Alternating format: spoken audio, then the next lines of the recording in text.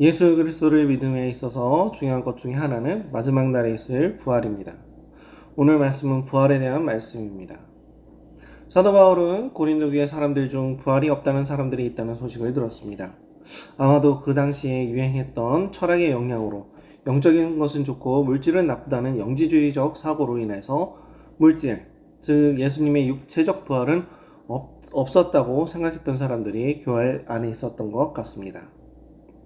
그런 사람들에게 사도 바울은 부활에 있어서 올바른 가르침을 주는 오늘 말씀입니다.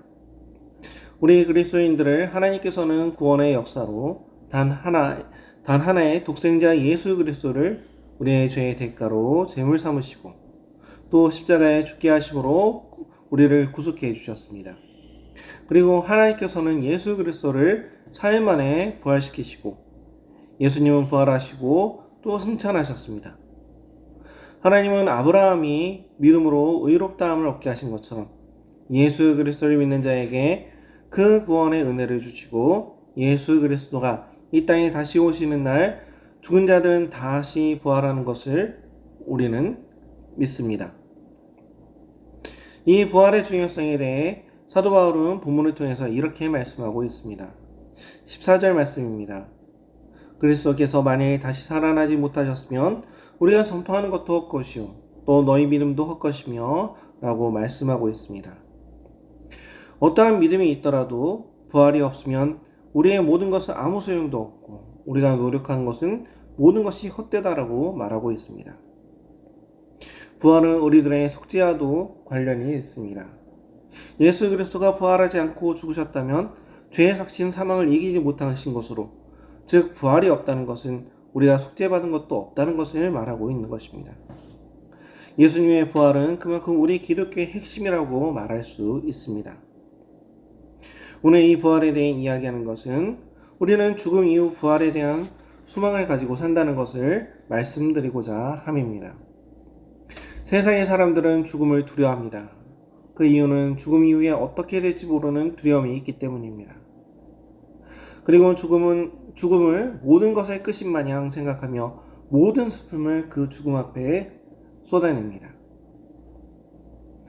하지만 우리 그리스도인들은 죽음 이후에 확실한 부활이라는 소망을 가지고 살아가며 죽음에 대한 두려움이 아닌 주님을 만나는 기쁨과 부활에 대한 소망으로 죽음을 맞이합니다. 우리는 이 세상에서 죽음으로 인해서 천국에 가는 것뿐만 아니라 예수님께서 다시 오실 때 우리의 육신이 다시 부활한다는 것을 우리는 기억해야 되겠습니다.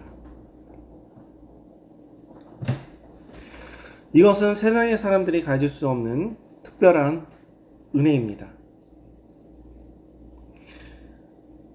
이 시간 우리 그리스도를 통해서 얻어진 이 부활의 의미를 함께 되새겨보고자 합니다. 22절 말씀입니다. 아담 안에서 모든 사람이 죽은 것 같이 그리스도 안에서 모든 사람이 삶을 얻으리라 라고 말씀하고 있습니다. 우리들의 세상에서의 삶은 죽음으로써 끝나는 것이 아니라 영원한 생명입니다. 영원한 생명을 주신 그리스도를 우리는 늘 기억하며 이 세상에서 삶의 소망을 두고 사는 것이 아닌 오직 그리스도 안에 있는 영원한 생명의 부활의 때를 소망하며 살아가야 할 것입니다.